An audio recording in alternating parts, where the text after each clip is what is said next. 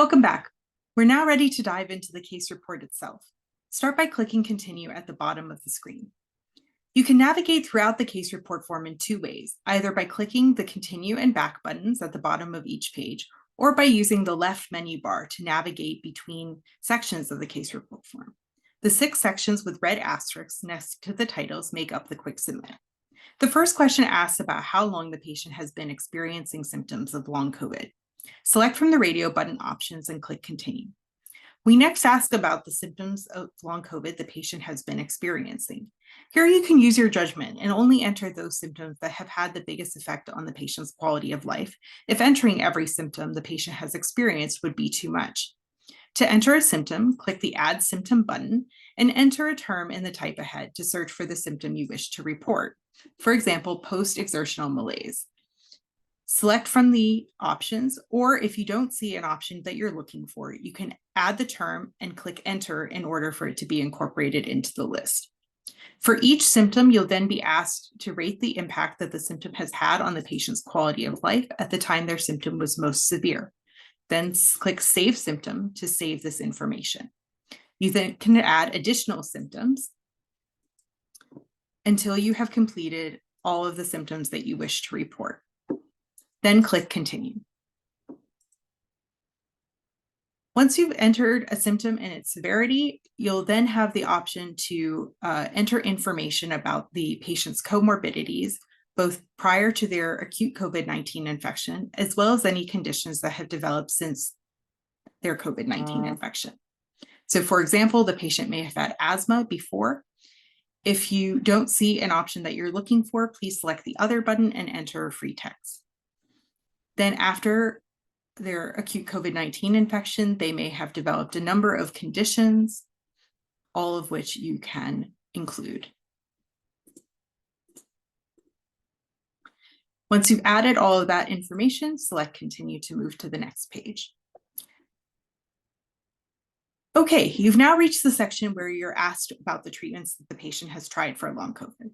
Again, you can choose here to focus on those treatments that you believe had the most significant impact, either because they helped a lot or because they made the symptoms much worse. You can enter all of the medications that you wish to report from this list. For example, again, by typing ahead. For example, perhaps the patient had low-dose naltrexone, famotidine, and cetirizine. Once you have added those medications, you have the option to add dosing and duration and adverse event information by clicking on the pencil icon. Note that this is entirely optional and you can choose to skip adding all of this dosing information if you so choose, or to enter it for only one or a couple of the drugs, but not all of them.